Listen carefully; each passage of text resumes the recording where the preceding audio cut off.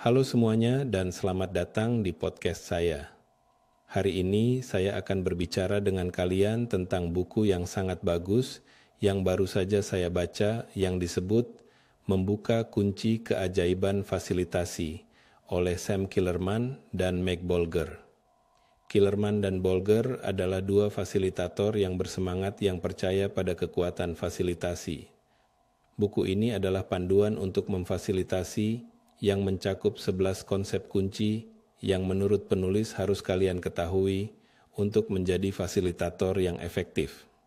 Penulis berpendapat bahwa fasilitasi adalah keterampilan yang penting bagi siapapun yang ingin terlibat secara efektif dengan sekelompok orang, tetapi sering disalahpahami dan diremehkan. Buku ini dimaksudkan untuk membantu orang mempelajari lebih lanjut tentang fasilitasi dan menjadi fasilitator yang lebih efektif. Berikut adalah konsep-konsep kunci yang dibahas dalam buku ini. Fasilitasi adalah keterampilan yang kompleks dan adaptif yang membutuhkan latihan dan pembelajaran berkelanjutan untuk menjadi mahir.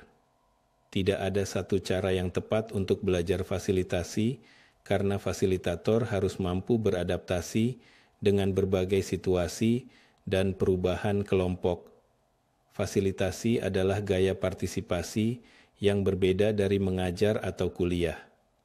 Fasilitasi berpusat pada peserta dan berfokus pada penyediaan ruang bagi peserta didik untuk mengeksplorasi ide-ide mereka sendiri, berbagi pengalaman mereka, dan belajar dari satu sama lain. Mengajar lebih terstruktur dan berpusat pada instruktur, sedangkan kuliah adalah metode penyampaian informasi yang lebih searah. Fasilitator tidak boleh netral nilai, tapi netral pada konten. Fasilitator harus jujur dan terbuka tentang tujuan pertemuan. Mereka juga harus menyadari bias implisit mereka sendiri dan bagaimana hal itu dapat memengaruhi fasilitasi. Fasilitator adalah pengamat kelompok yang baik. Mereka mampu menilai kebutuhan, energi, dan suasana hati kelompok tersebut. Mereka dapat menggunakan semua informasi dan empati untuk menyesuaikan fasilitasi mereka dan menciptakan pengalaman belajar yang lebih interaktif.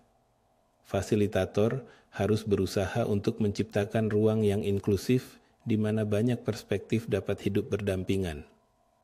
Mereka harus menghindari penggunaan bahasa yang memecah belah atau menciptakan oposisi biner.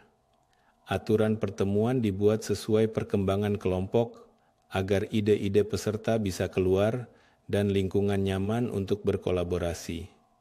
Mengajukan pertanyaan yang bagus adalah inti dari fasilitasi yang efektif. Pertanyaan yang bagus harus terbuka, menarik, dan mendorong refleksi.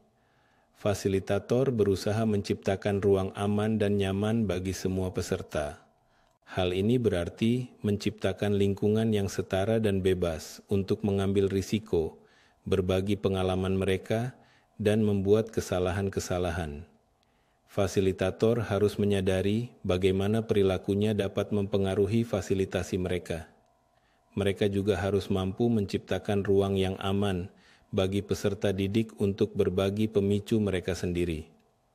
Pengalaman emosional adalah bagian dari proses pembelajaran.